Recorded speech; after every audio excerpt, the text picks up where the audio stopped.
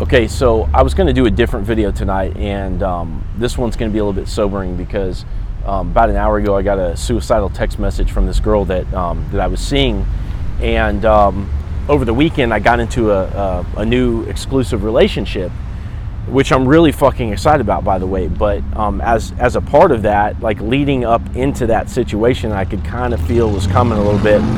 I started kind of putting people on notice, like, hey, by the way, I'm seeing other people.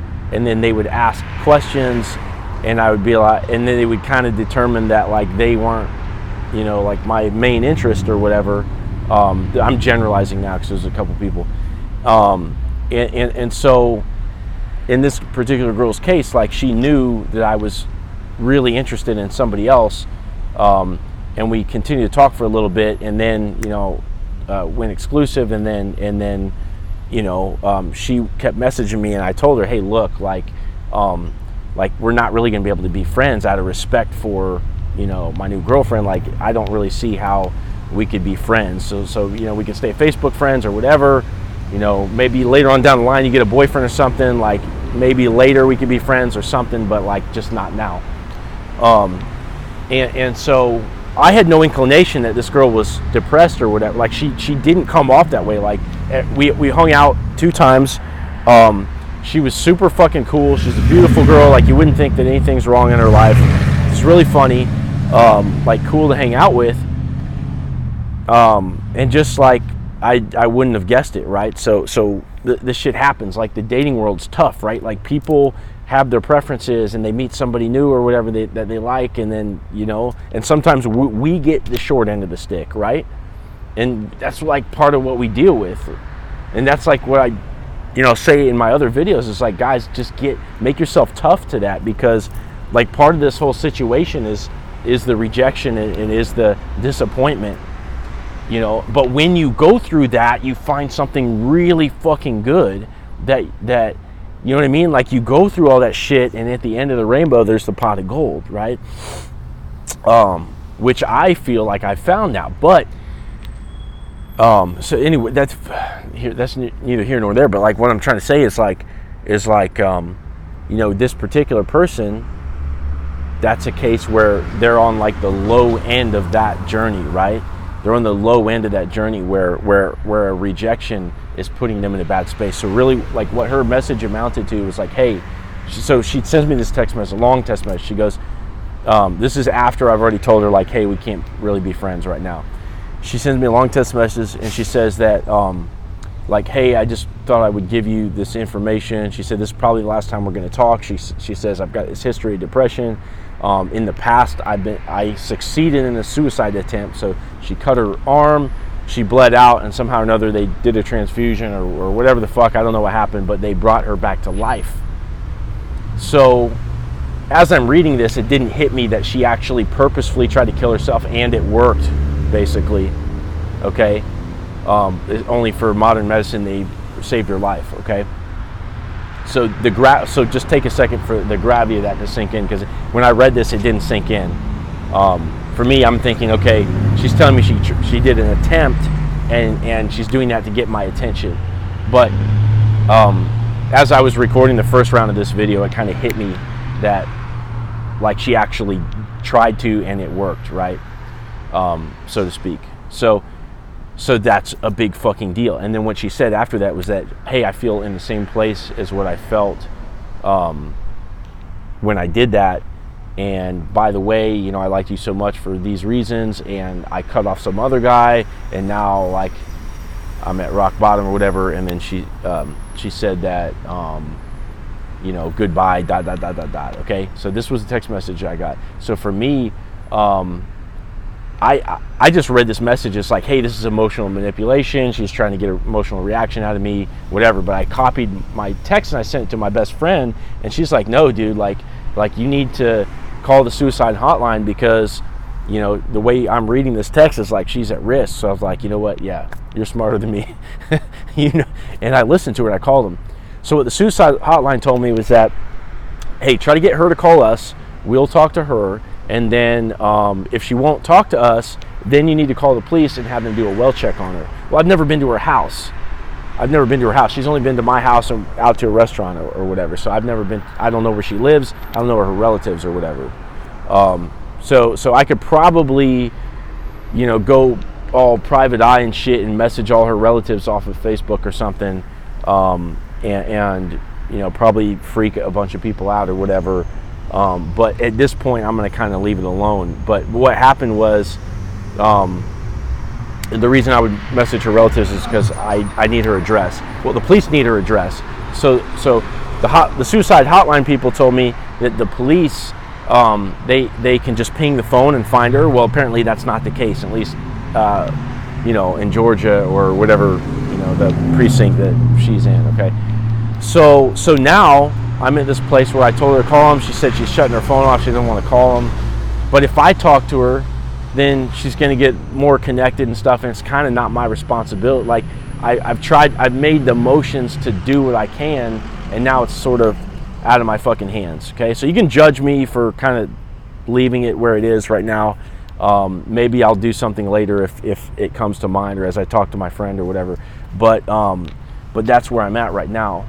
I bring this up because it's a fucked up situation. Like, this situation is something we've probably run into before, maybe not at this level, but I remember being a kid. I was a depressed kid, and I had girlfriends, at a young age, right? And when shit's rocky, like, I probably threatened something like that, or said, well, I'm just never going to talk to you again, or you threaten things to try to get a reaction. And when you're unhappy, and when you're both dysfunctional from a relationship standpoint, like, this shit comes up. I didn't expect it for somebody in their late 20s, but we're all at different places in different categories of our life. Like, if you met this person, you think she's super fucking cool, like, you wouldn't even guess, because she's got other areas of her life nailed down. But yeah, I just bring it up because I know other people are running into it, and to be honest, I was going to put out a different video, and my emotions and my thoughts are hijacked by the situation, and rightly so. And it hits me. Okay, so let's just get real with it for a second. It hits me because, in other videos I've told guys, like, hey, weather yourself to rejection. Like, go out there, talk to a lot of girls, get good at going on dates, meet a lot of people, spend time with a lot of people, and that's how you find something really good. And in this girl's case, she's at the very low end of that spectrum, right? So she's taking this personally. It's really hurtful for her, and I understand what that feels like, because we all go through this, right? And so it kind of hits you as the person who, as the person who spent time with her, it hits that the person that's sort of treating this as almost like, I don't want to speak coldly about it, but like dating for me is a journey to find the right thing. Okay, so along the way, it's almost like practice. And I'm not treating it like that in the moment. I'm open in the moment. I'm excited to get to know somebody. I'm scanning for, is this what I want, right? Everybody should be doing this. It's not a bad thing. But it also hits you later that if it wasn't your cup of tea, that feelings are still at stake. And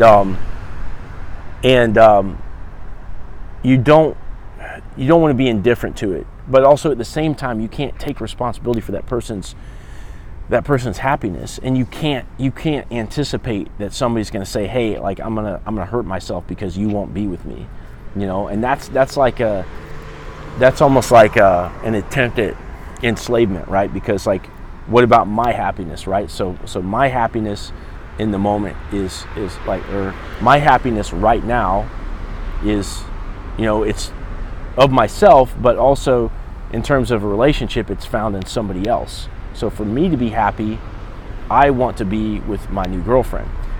You know what I mean? And so for somebody to say, hey, I'm gonna do something really bad to myself unless you make me happy, but by the way, a part of that equation is for you to not be happy, because then you can't be with the person that makes you happy. You see what I mean? It's like a one-sided equation. So it's weird. Like I'm very big on not letting shit weigh me down, because I grew up Catholic. I grew up in the guilt stricken environment where like every little thing you do you're supposed to like remember throughout the week and take that to confession, and until you go, all this shit's weighing you down. And even if you knowingly sin, like you have this sin that like stains your soul and all this kind of, like, it's like the guilt part is like so fucking heavy, right? And so as an adult, especially when I got out of the church, I got very good at not being guilty, very good at not letting shit weigh me down, to probably like a scary level for most people, but at the same time I care about people, and I do my best, you know, to do right by other people, to not hurt other people, etc. And I recognize this as like a intense moment, like a moment that requires compassion for this person. And I'm doing it at the same time as not letting this shit weigh me down, because I'm in a brand new relationship. I'm happy. You know what I mean? I found somebody that I really like to spend time with. And aside from that, I like my life. I love jiu-jitsu. I love all the shit that I'm doing. I love doing these videos. And for me to take myself into this place that somebody is trying to put me into headspace wise, you know, this is somebody I've only spent time, like I've only hung out with like twice. You know what I mean? So like, it's different if it's a family member, or if it's different if it's your partner, if it's different if you have a existing like legit relationship with, then you're going to feel inclined to spend your life energy and your emotions and your focus, and you know what I mean. But all this shit like, and it very well could be like a ploy, right? It very well could be a ploy to like yank you in, right? And so for that reason, I'm not going to let it weigh me down. And so I thought I would share this because it's probably happened to other people, and in the past I would have been roped in, and I would have sat there and talked to her ad infinitum, and it probably would have ended with some like really like hardcore emotional ultimatum, leading me to feel more guilty and get roped in. And that's how this shit works, and that's how I've been there before. So for me to live my life, I have to do what I did with it and then move on. And I feel like if I can share this experience with anybody else, that maybe it will lend somebody strength to not go down that path. At the same time, to try to do what's right? To try to get that person to get help, to try to address the situation in a way that makes that person safe, and to not just fucking leave it and just be like, well, they weren't really serious. And to be honest, that was my first thought when I read this. And it took my friend like jolting me into realization of like, take this fucking seriously. And then I was like, oh, okay. So, and not to say I would have left it indefinitely, but after talking to her, she helped me realize it. But so hopefully, sharing this, you know, if you're going through that, or if you've ever been through that, or if somebody watches this later, don't let it weigh you down, but do something with it. Recognize that feelings are at stake, but don't like let go of this process of going out and dating a lot and meeting a lot of different people. Some of them you're going to run to, they're depressed. Some of them, you know what I mean? Like, it's going to be a crapshoot. And we all have to go through rejection. We all have to go through this process of looking, because at the end of the fucking rainbow, we find a pot of gold. It's worth it. And it takes us getting tough, just like everything does. Everything fucking takes us getting tough, because we come out as this soft baby, and then, you know, over time we're this completely different person as an adult, and that's the dating thing is part of it too. So I just wanted to express compassion for her situation, and to share the experience, but also to say, like, don't let it weigh you down, and keep doing your thing too, if you run into it. But I don't know, I thought I'd share that with everybody, and I tell everybody have a good night. It's kind of a sobering topic, but it is what it is. So talk to you later.